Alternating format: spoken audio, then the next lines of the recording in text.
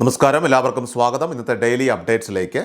ഇന്ന് 2026 മാർച്ച് മാസം 4-ാം തീയതി ബുധനാഴ്ച. ഇന്നത്തെ പ്രധാനപ്പെട്ട വാർത്താ അപ്ഡേറ്റുകളും നാളെയും വരും ദിവസങ്ങളിൽ നിങ്ങളെല്ലാവരും അറിഞ്ഞിരിക്കേണ്ട, ശ്രദ്ധിക്കേണ്ട വളരെ പ്രധാനപ്പെട്ട അറിയിപ്പുകൾ, അപ്ഡേറ്റുകളൊക്കെയാണ് ഡെയിലി അപ്ഡേറ്റ്സിൽ നിങ്ങളുമായിട്ട് ഷെയർ ചെയ്യുന്നത്. എല്ലാ പ്രേക്ഷകരും പൂർണ്ണമായിട്ട് ഈ അപ്ഡേറ്റുകൾ ശ്രദ്ധിക്കുക. നിങ്ങളെല്ലാവരും വീഡിയോ ഒന്ന് ലൈക്ക് ചെയ്ത് എല്ലാ പ്രേക്ഷകരിലേക്കും മറക്കാതെ ഷെയർ ചെയ്ത് എത്തിക്കുക. നമ്മുടെ വാട്സപ്പ് ഗ്രൂപ്പിൽ ജോയിൻ ചെയ്യുക. വാർത്തകളും അറിയിപ്പുകളും എല്ലാ ദിവസവും കൃത്യമായി നിങ്ങൾക്ക് വാട്സപ്പ് ഗ്രൂപ്പിൽ ലഭ്യമാകുന്നതാണ്. വാട്സപ്പ് ഗ്രൂപ്പിൻ്റെ ലിങ്ക് വീഡിയോയുടെ ഡിസ്ക്രിപ്ഷനിൽ തന്നെ കമൻറ്റിൽ നൽകിയിട്ടുണ്ട്.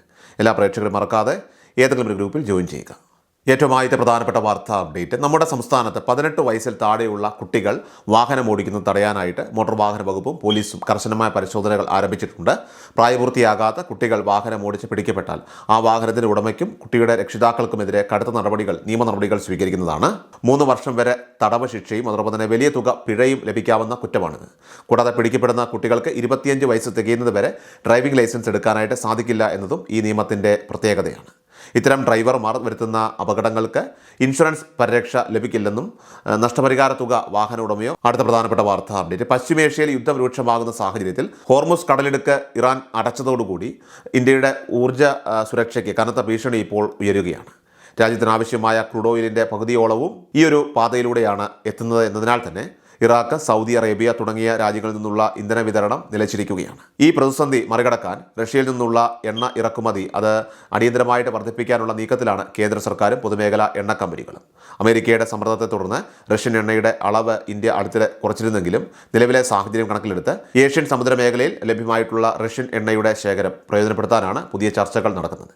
എന്നാൽ ക്രൂഡ് ഓയിലിനേക്കാൾ ഇന്ത്യയെ ഇപ്പോൾ ആശങ്കയിലാഴ്ത്തുന്നത് പാചകവാതകത്തിൻ്റെ ലഭ്യതയാണ്. രാജ്യത്തെ LPG ആവശ്യത്തിന് 80% ഇറക്കുമതിയെയാണ് ആശ്രയിക്കുന്നത്. ഇതിൽ ഭൂരിഭാഗവും എത്തുന്നത് ഹോർമുസ് പാതയിലൂടെയാണ്. പെട്രോളിയത്തിൻ്റേത് പോലെ തന്നെ വലിയ തോതിലുള്ള തന്ത്രപ്രധാന ശേഖരം അത് LPGക്ക് ഇല്ലാത്തത് പ്രതിസന്ധിയുടെ ആഴം കൂട്ടുന്നു.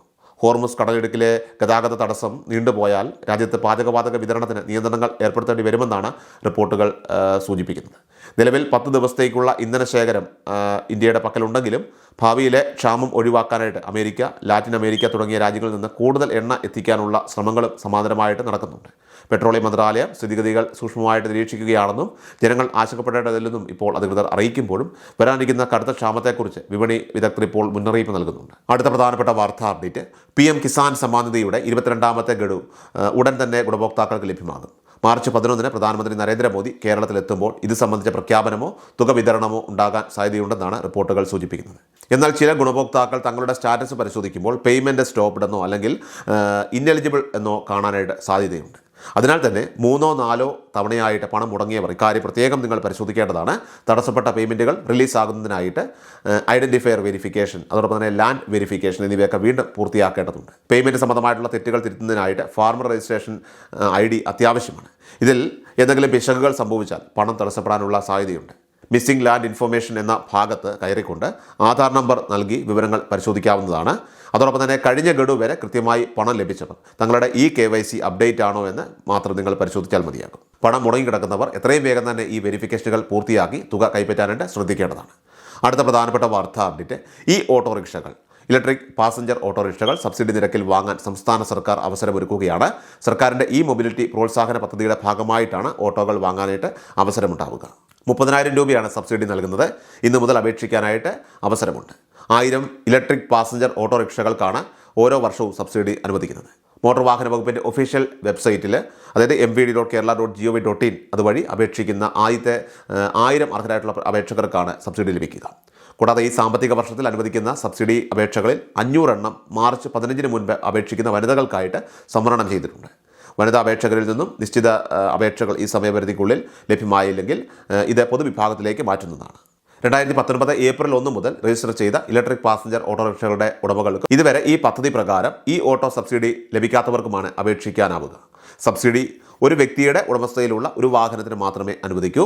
അർഹതാ മാനദണ്ഡങ്ങളും അപേക്ഷ സമർപ്പിക്കുന്നതിനുമുള്ള വിശദമായിട്ടുള്ള നടപടിക്രമങ്ങൾ മനസ്സിലാക്കാനായിട്ട് mvd.kerala.gov.in എന്ന പോർട്ടൽ സന്ദർശിക്കുക.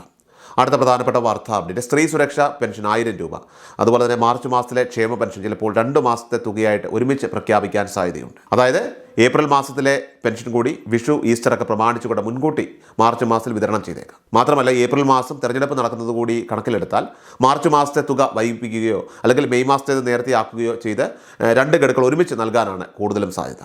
എന്തായാലും മാർച്ചിൽ ഒരു മാസത്തെ പെൻഷൻ ഉറപ്പായിട്ട് ലഭിക്കുമെന്ന് തന്നെയാണ് നമ്മൾ പ്രതീക്ഷിക്കുന്നത്.